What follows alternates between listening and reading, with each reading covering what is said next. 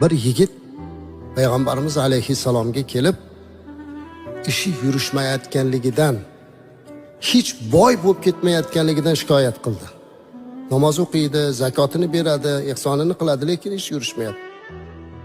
Nima dedilar Payg'ambarimiz alayhissalom, bilasizmi? Rasulimiz alayhissalom o yigitga qarab, ota-onangni haqqiga duo qilib turasanmi dedilar. Ya shuni qilmayman ekan dedilar. Ala dedilar. Ogoh bo'l. Ota-onasini haqqiga duo qilmagan odamni Alloh qashshoq qilib yuboradi dedilar. Ota-onangizni haqqiga duo qilib turing. O'tib ketganda emas, hayot bo'lib turganda ham azizlar. Ko'pchilik ota-onaga duo qilish desa, faqat o'tgandan keyin duo qilish tushunar ekanlar. Allohim rahmatingga olgin gunoh yo'q azizlar. Ota-ona sizni 24 soat duo qiladi. Lekin siz o'zingizga o'zingiz savol bering, hayot bo'lib turgan ota-onamiz uchun necha marta duo qilyapmiz? Xuddi ular bizga qilgani kabi qilyapmizmi? Yo'q. Agar qilayotganlar bo'lsa, sizni ham bolangiz shunday duo qilsin ilohim. Lekin ota-onaning haqqiga duo qilib turish kerak. Kimni ishi yurishmayotgan bo'lsa, kim o'zidan o'zi kasodga uchrayotgan bo'lsa, o'ziga o'sha savolni bersin. Oxirgi marta qachon ota-onasining haqqiga duo qildi?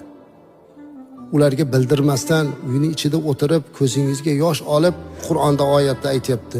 Allohim ularda meni kichikligimda tarbiya qilgani kabi ularni rahim qilgin deb so'ragin deb o'rgatyapti Alloh.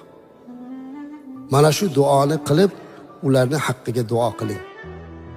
Maxsus duolar yozilib qilinmaydi azizlar. Siz qalbingizdan nimani istasangiz shuni aytib duo qiling. Ana keyin ko'rasiz ishingiz rivojlanishini. Ana ko'rasiz undan keyin barakani. Birgina otangizning duosi, birgina onangizning duosi mingta psixologning motivatsiyasidan yaxshiroq. Uyda ota-ona turibdi, eng zo'r motivator. U qayerdagi bitta psixologga borib motivatsiya olyapti. Men nima qilishim kerak desa, o'zi kecha chiqqan, hali bir ishni uddasidan chiqmagan odam uni qancha pulini olib, unga o'zicha mana uni qilsang u bo'lasan, buni bu qilsan. Ha seni shu yoshga yetkazib bekami qilib qo'ygan uyda motivator otang turibdi-ku.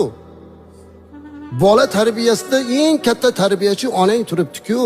Ulardan ona meni qanday qilib katta qilgansiz deb aytadigan bo'lsa, o'zi katta bo'lganini aytib bersa u yig'laydi.